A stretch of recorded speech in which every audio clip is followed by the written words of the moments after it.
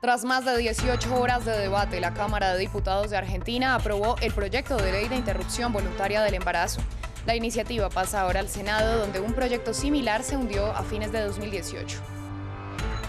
Finalizó la reunión del Consejo Europeo. Los líderes de los 27 Estados miembros se comprometieron a reducir en un 55% sus emisiones contaminantes para 2030.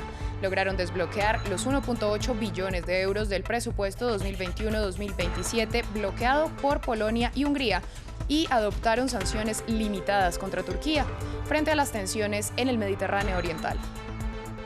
Una nueva caravana migrante salió de Honduras con rumbo a Estados Unidos tras la devastación causada por los huracanes ETA e Iota.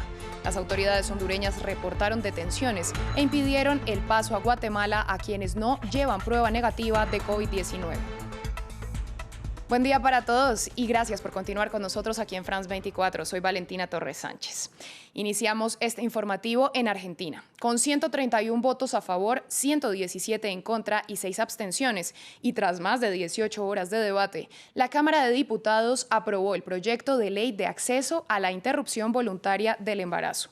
La iniciativa, impulsada por el presidente Alberto Fernández, contempla un acceso libre a la interrupción voluntaria del embarazo hasta la semana 14 y más allá en casos de violación o riesgo para la vida de la madre.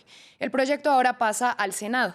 Nuestro corresponsal en Buenos Aires, Natalio Cosoy, nos explicó qué posibilidades tiene esta normativa de ser aprobada pese a que en 2018 un proyecto similar se hundió en el Senado. No hay una claridad absoluta. Es cierto que el Senado tiene mayoría el oficialismo y esta es una ley del oficialismo, por lo tanto viene con el respaldo del presidente, que es quien la envió, pero eso no necesariamente significa que vaya a tener todos los votos. De hecho, dentro de sectores del oficialismo, antes de que el presidente enviara la ley, había dudas sobre la posibilidad de que en el Senado, donde está realmente la clave, la llave para el cambio de la normativa, puedan llegar a tener los votos. Empieza a haber más confianza con esta diferencia más grande que hubo este año en diputados con respecto al año 2018, donde fue muchísimo más ajustado, fueron solo 4 votos de diferencia, y también con el trabajo que pueda empezar a hacer ahora, sobre todo la gente del presidente, del Ejecutivo, sobre el Senado y dentro del propio Senado, más lo que estén haciendo en la calle las personas como las que estuvieron hoy aquí frente al Congreso para que el Senado vote diferente en 2020 con respecto a lo que hizo en 2018.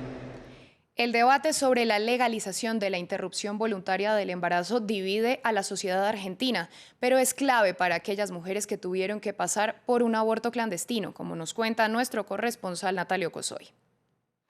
Hace 30 años Cecilia Marazzi decidió abortar. Cuando me entero que estoy embarazada, no tuve ningún tipo de duda, ninguna duda. El embarazo había sido resultado de una violación y, como ocurre en muchos casos, por una mezcla de desconocimiento y el estigma que acompaña el aborto, recurrió a la clandestinidad. Había una camilla en el medio de un montón de libros, todo sucio. Las preguntas antes de que la anestesia tome efecto eran tremendas. Me asustaron más que el aborto en sí. ¿Dónde estás? ¿Alguien te vio? No te acuerdes la dirección, no cuentes a nadie que viniste acá, quién te está esperando abajo. Y al día siguiente me tuve que ir a laburar. Me desmayé, me caí del colectivo porque no podía avisar que no iba a ir por eso, con una hemorragia tremenda.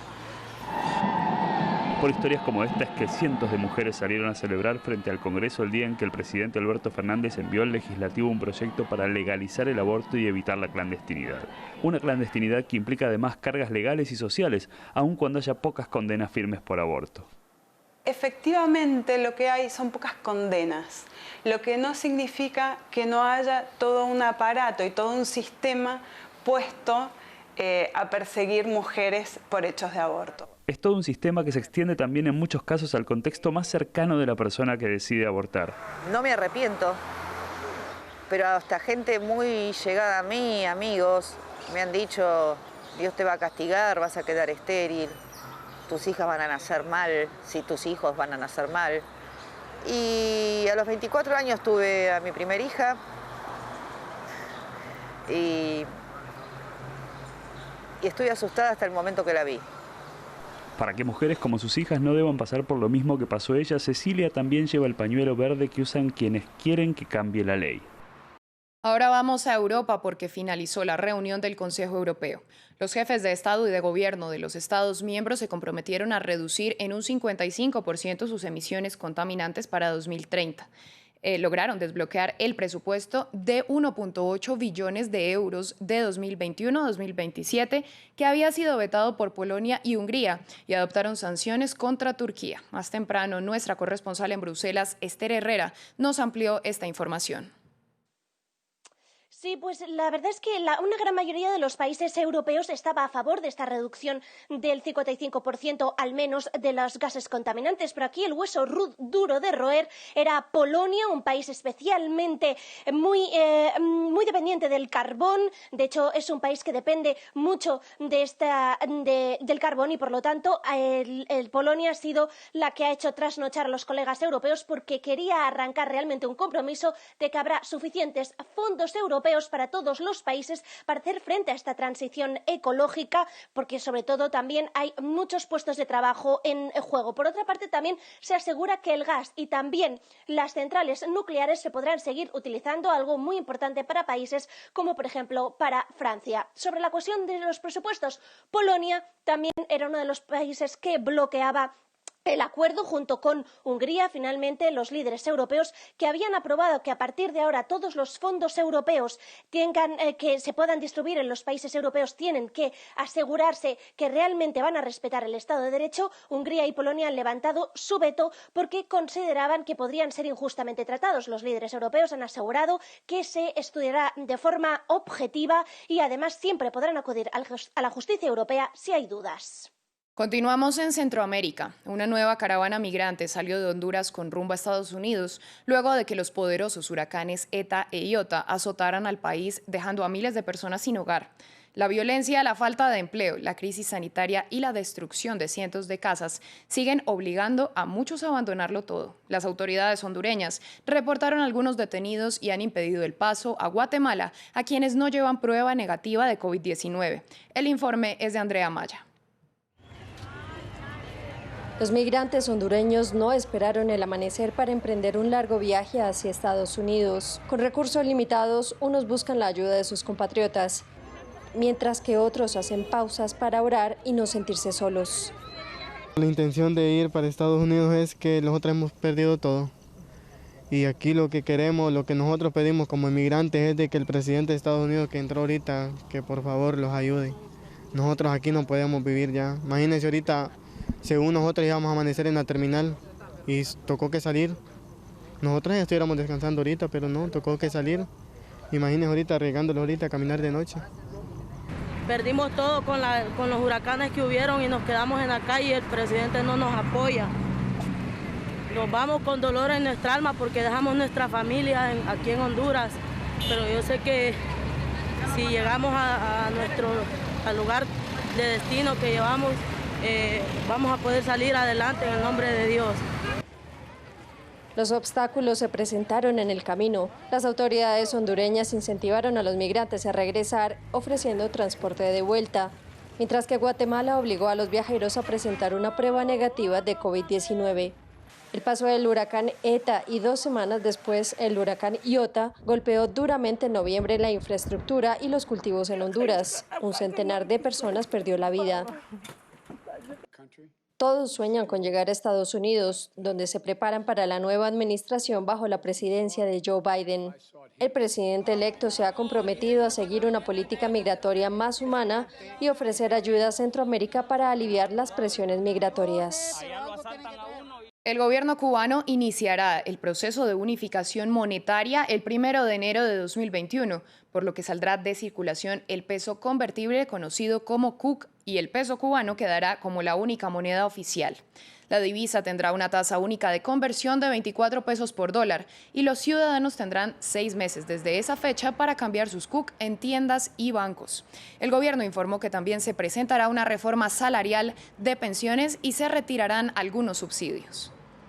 Que están creadas las condiciones que permiten anunciar el inicio de la tarea a partir del 1 de enero de 2021 con una tasa de cambio única de 24 pesos cubanos por $1. Y Marruecos se convirtió en el cuarto país árabe en anunciar la normalización de relaciones diplomáticas con Israel en los últimos meses, tras un acuerdo que contó con la mediación de Estados Unidos y en el que el presidente Donald Trump reconoció la soberanía marroquí sobre el Sahara Occidental. El anuncio fue calificado de inaceptable por el Frente Polisario, el movimiento de independencia saharaui que pide un referendo de autodeterminación. Irán lo calificó de traición. Con sus reivindicaciones sobre el Sahara Occidental oficialmente reconocidas, las autoridades marroquíes no tienen más que elogios para sus aliados estadounidenses. La decisión de Estados Unidos, una gran potencia, miembro permanente del Consejo de Seguridad de la ONU y un actor influyente en la escena internacional, es el esperado reconocimiento del Sahara marroquí y la soberanía de Marruecos sobre todo su territorio, incluidas las provincias del sur. El reino ya controla una gran parte del Sahara Occidental, pero el resto del territorio es administrado por el Frente Polisario, un movimiento independentista. Sus representantes han condenado la decisión de Washington. Trump ha decidido tomar una posición que va en contra del derecho internacional. Para mí esto no es considerado nada más que un robo internacional. La antigua colonia española, el Sahara Occidental, fue anexionado por Marruecos en 1975, provocando la resistencia del Frente Polisario, entonces apoyado por Argelia. En 1991 entró en vigor una tregua y Naciones Unidas convocó un referendo sobre el futuro del territorio, pero las propuestas de independencia fueron duramente rechazadas por Marruecos, proponiendo conceder autonomía a la región, pero manteniéndola bajo su control. Sin embargo, el largo cese el fuego se rompió el mes pasado cuando Marruecos lanzó una operación militar en la zona de amortiguación, acusando al Polisario de bloquear la carretera que une Marruecos con Mauritania. Las negociaciones políticas supervisadas por la ONU siguen estancadas. A pesar del anuncio de Estados Unidos, la organización no ha cambiado su posición sobre el Sahara Occidental. De acuerdo con su resolución, el territorio está todavía en proceso de descolonización. En otras noticias, un comité de expertos asesores de la Administración de Alimentos y Medicamentos de Estados Unidos, FDA por sus siglas en inglés, recomendó aprobar el uso de emergencia de la vacuna desarrollada por Pfizer y BioNTech contra el COVID-19. Este paso acerca la aprobación final de la FDA que se espera en cualquier momento. Veamos más en el informe de Álvaro Cordero. Pfizer está a un paso de la aprobación final para su distribución en Estados Unidos.